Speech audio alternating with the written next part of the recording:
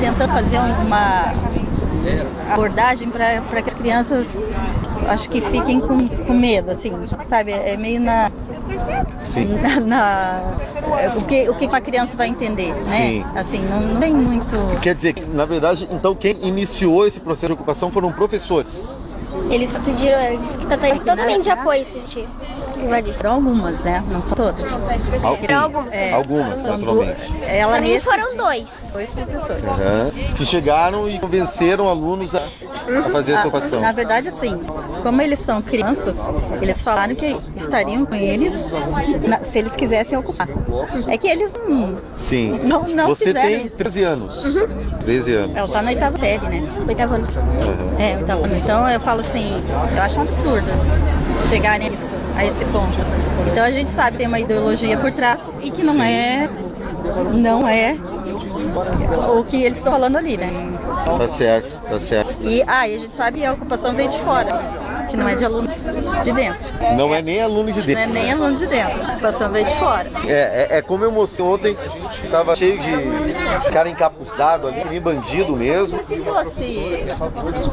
fosse aluno deles, por que tá com máscara? Sim. Ué, se um aluno quer fazer uma reivindicação, vai de cara ali, ó. Por que estão tudo mascarados? É porque não são alunos, né? Tem poucos alunos lá dentro, eu acho. Tá certo. Bom, enquanto isso, alunos e professores vão se mobilizando para acabar com essas invasões, acabar com a greve aí.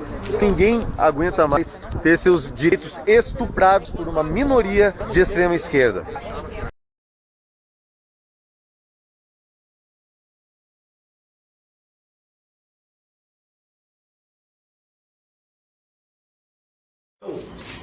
Assim, o que há de maior esperança para nós no Brasil hoje? Esse movimento da juventude. Os partidos estão em crise, os sindicatos estão em crise, a política está em crise, né? Nós precisamos de coisa nova e vocês são a novidade. Por isso que vocês precisam ter toda a responsabilidade do mundo, como vocês estão tendo. Assim, é surpreendente o que vocês estão conseguindo fazer. O nível de organização, o nível de responsabilidade, de cuidado, de foco. Então, assim, vocês estão merecendo, o Brasil merece olhar para vocês com todo o respeito do mundo. E a gente podia passar para vocês estudos bem breves, assim, bem detalhados sobre a 241, sobre a medida provisória 746, que promove a reforma do ensino, porque eu acho que vocês têm que aproveitar esse momento, gente, para aprender cada vez mais, para debater. A gente está falando aqui agora. Para aprender isso. Assim, é um momento de... Só o gesto de vocês já é uma lição para o Brasil. Né? A Ana Júlia hoje ficou conhecida por conta daquele depoimento, mas cada um de vocês é Ana Júlia, gente. Né? E os homens, pode ser... Não tem problema.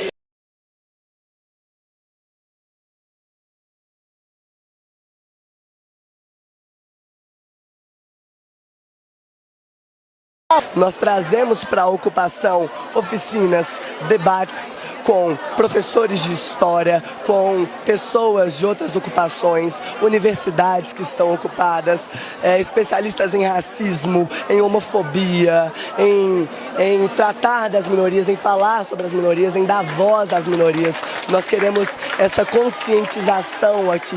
A ocupação vem para conscientizar o estudante. Nós não consideramos que um dia paralisado de oficinas seja um dia perdido quando estamos fazendo debates para promover o intelecto da mesma forma.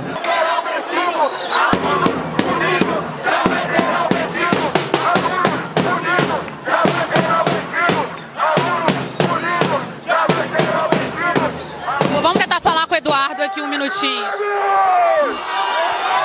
Eduardo, responde aqui pra gente. Eu ouvi vocês falando a respeito da União da Juventude Socialista. Eles estão por trás desse movimento? Sim, os movimentos sociais, União da Juventude Socialista, a UBS, está tudo infiltrando nos movimentos dos estudantes com a desculpa da PEC 241. Porém, eles estão lutando a favor do socialismo e contra a sociedade. Porque essa PEC 241, galera, quem não leu, ela é benéfica para a população. É só ler e interpretar. É só ler e interpretar. Quem sabe sabe ler e interpretar consegue entender isso. Nesse momento, aqui no Colégio Estadual Central, que é um dos colégios mais tradicionais de Belo Horizonte, acontece um vaiaço de ambas as partes. Quem é a favor e quem é contra a ocupação.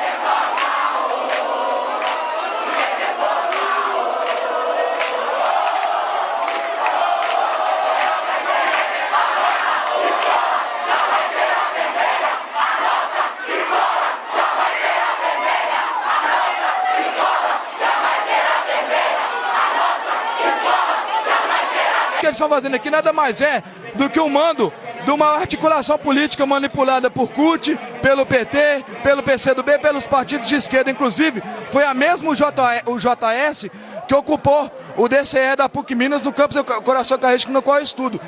Praticamente em todo o colégio nós podemos encontrar cartazes ideológicos como esse aqui, ó.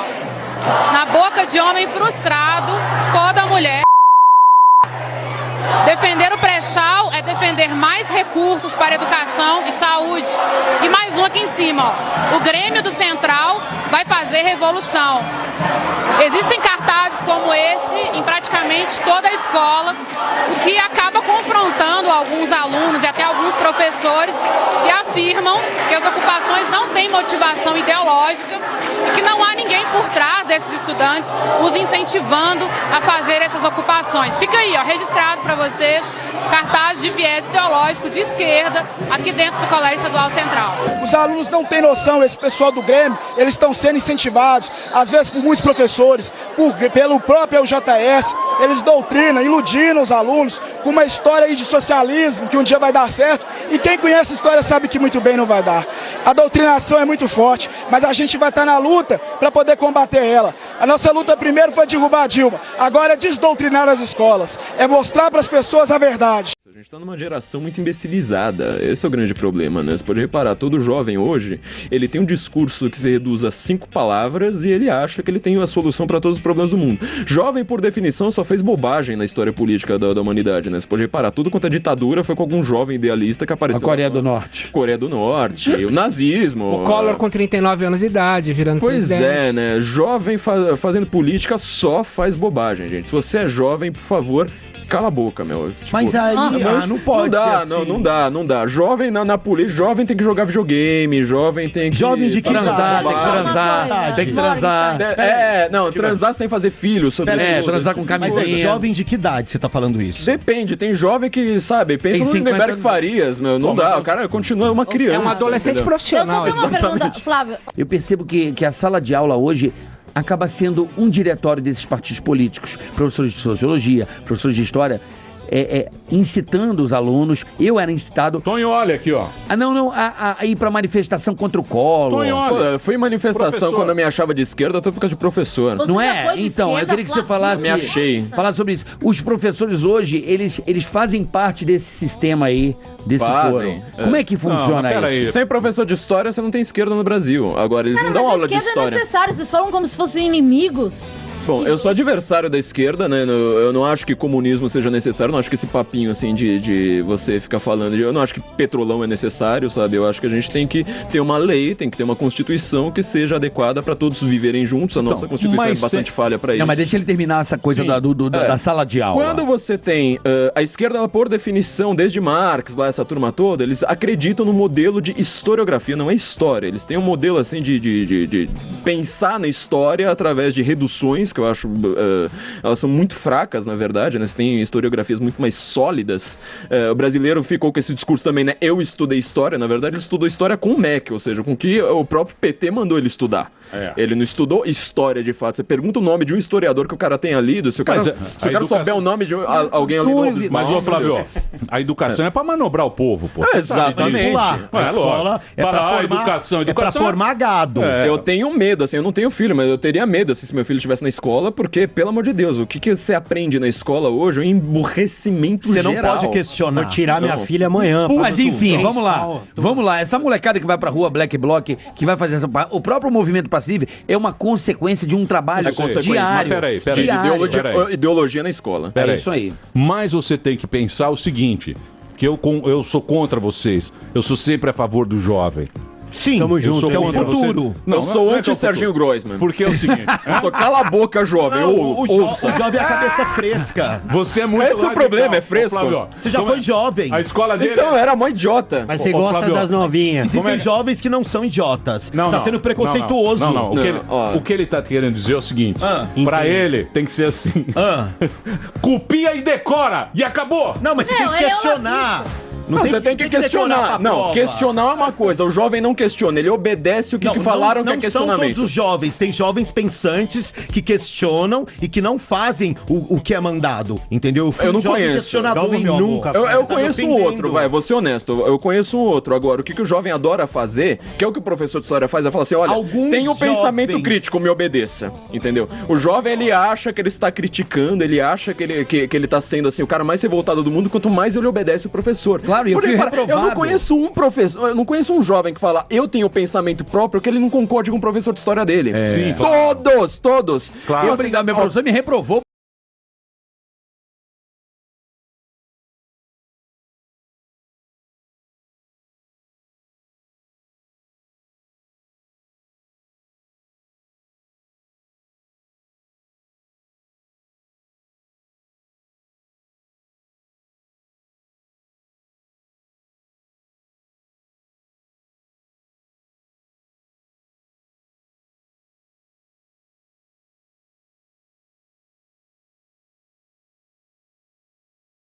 Meu nome é Vilmar Ferreira de Oliveira, né? Sou terceiro promotor de justiça em Miracema do Tocantins.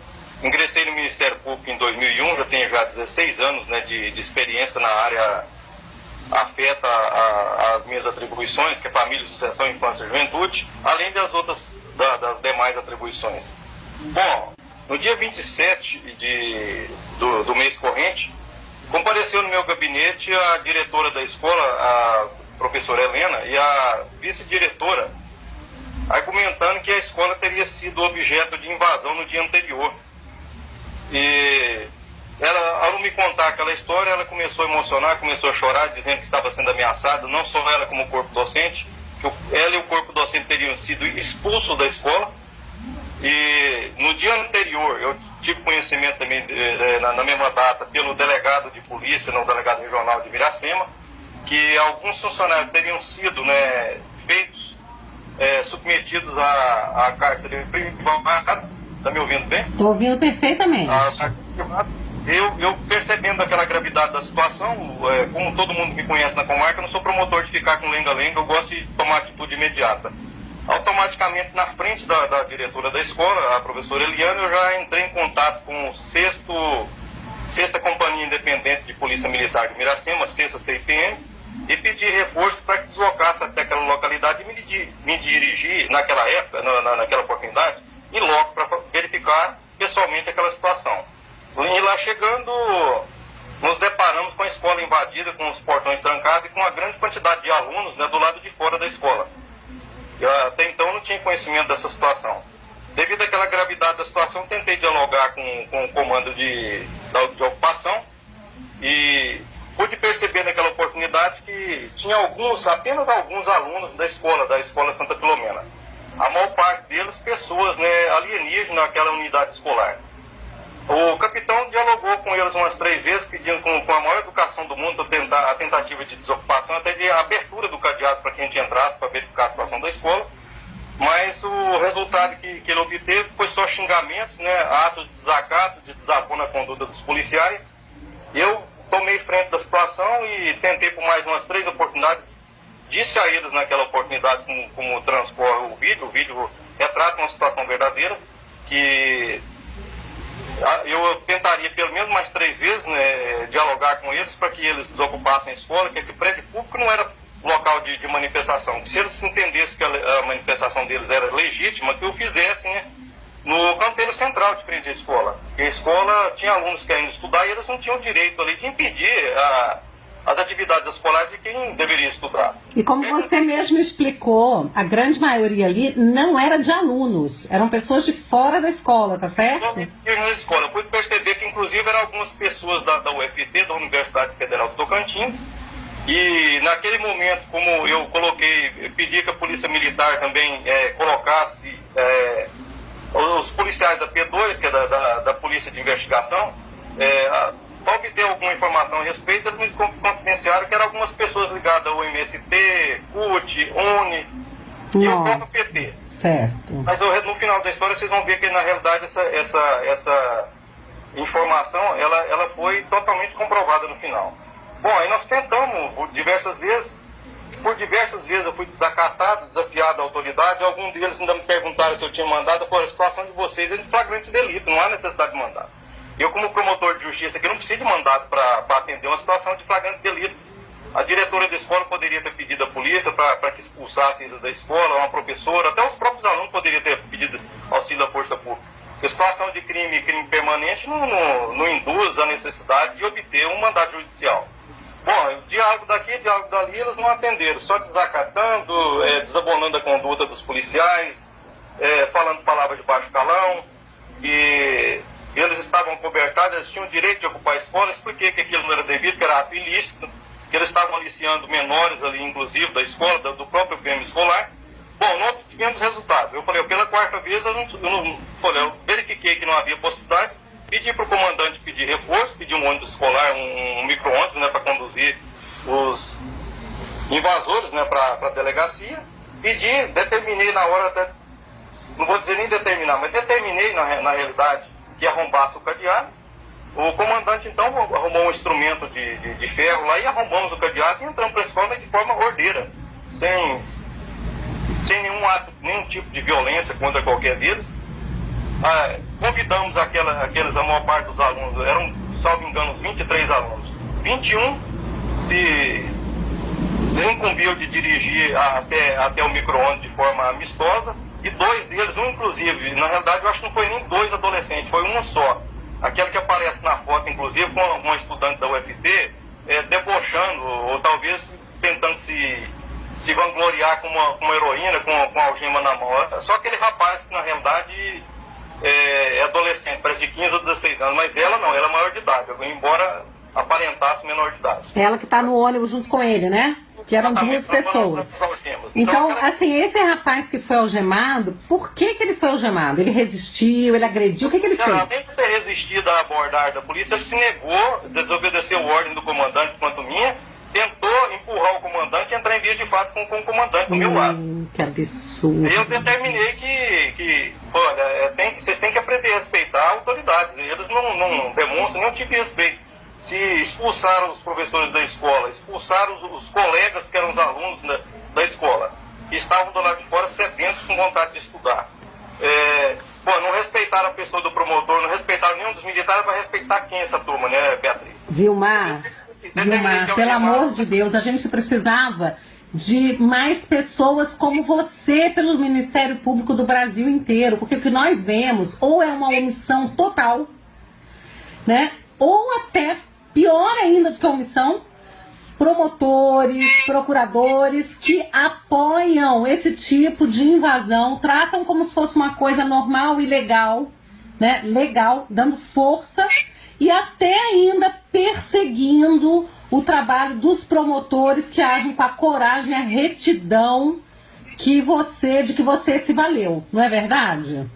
Para você ver como é que é, Beatriz, né? Você vê, nós não empreendemos nenhum tipo de violência, ninguém sequer foi arranhado, né?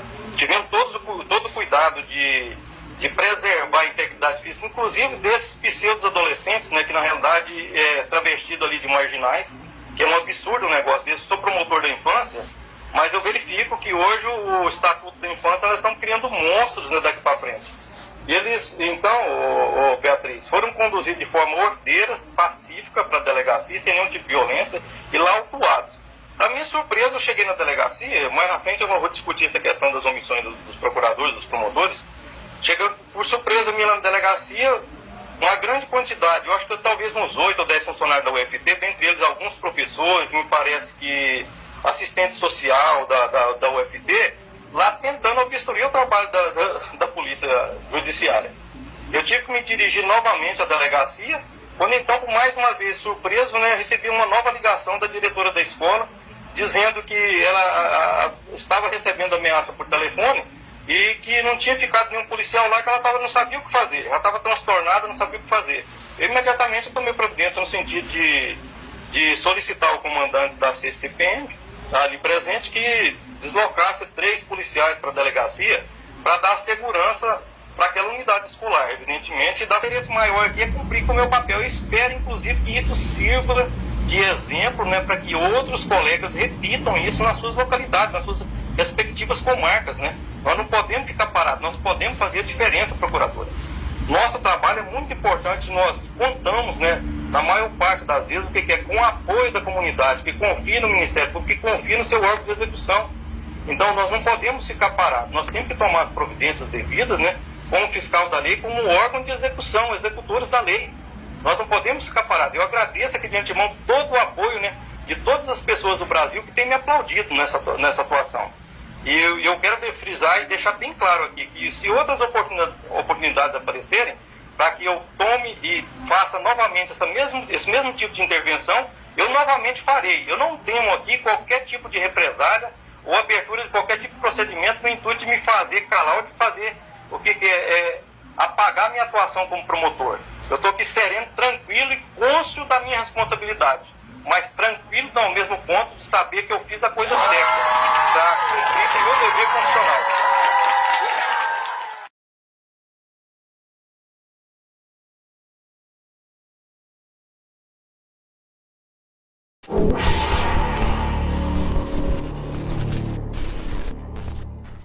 Saudações, pessoas, tudo bem com vocês? Quando eu falo, né, que o Brasil, ele inevitavelmente ele vai passar por um confronto civil, uma guerra civil, vamos assim se dizer, cada vez eu vejo que essa situação vai chegando mais perto, mais próximo, né, de nossas vidas.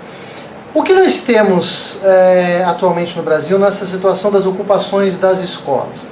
É um óbvio ato, né, de provocação, um ato contra, né, o governo que assumiu, né, o Brasil, e esses petistas, pessoalistas e todas essas merdas não vão deixar o Temer governar, tá? Então eles vão promover todo tipo de arruaça, todo tipo de jogo sujo para travar, né, vamos assim dizer, o governo, né, do Temer que está no poder. Por quê? Porque na verdade muitas pessoas perderam ali a boquinha, muitas pessoas não têm mais aquilo que possuíam na época que o PT estava no poder. É claro que isso ia trazer problema. Inclusive coisas desse tipo eu já mencionei em outros vídeos, né, aqui no meu canal, né, em tempos atrás aí. Então pessoas, vejam só, ocuparam as escolas, morreu até já um jovem, né, por causa dessa ocupação, porque ali não é uma ocupação obviamente com boa intenção. Não existe boa intenção naquela merda daquela ocupação e em todas essas ocupações, tá? Ali nós temos pessoas que não têm noção do que estão fazendo. As pessoas ali usam drogas, aquilo ali virou uma putaria desgraçada. Isso é uma palhaçada. Isso é uma palhaçada. Sem contar que as pessoas que estão ali realmente não fazem a menor ideia do que estão fazendo. São bonecos, são bonequinhos, são adolescentes imbecis que estão fazendo o trabalho sujo dessas pessoas que têm o controle dessa situação, né? E fica isso muito claro em alguns vídeos que estão aí perambulando pela internet, que eu vou deixar na descrição desse vídeo. Essas pessoas não conseguem responder perguntas sobre aquilo que eles dizem estar defendendo, né? O interessante é que e ainda por cima não estão dispostas a dialogar, não sabem dialogar. Eles vão completamente contra daquilo que eles estão pregando ali, tá? São vagabundos, arruaceiros. E isso é o prelúdio de uma guerra civil, tá? Coisas desse tipo vão começar a acontecer cada vez mais. O que eu acho que deve ser feito? O que deve ser feito é o seguinte: não esperar uma ação do governo, uma ação da polícia. Eu acho que a população precisa se unir e sim arrancar essas pessoas de dentro da escola, mas arrancar literalmente. Se for necessário usar de força para isso, que faça, mas que a população tire essas pessoas de lá de dentro. Porque, eu vejo mães indo lá querendo saber o que está acontecendo. Não pode entrar. As pessoas se acham donas da escola. É um pessoalzinho prepotente, arrogante e o pior de tudo, burro e ignorante, né? Violentos, inclusive já morreu pessoa, né? Já morreu uma pessoa. O cara do canal Mamãe Falei foi agredido. Tá, eu não estou falando, não vou entrar no mérito do que ele defende no canal dele, não, a questão não é essa. A questão é evidenciar a sujeira que de fato é essas invasões que esses caras estão fazendo dentro dessas escolas. É invasão sim, é ocupação porra nenhuma, tá?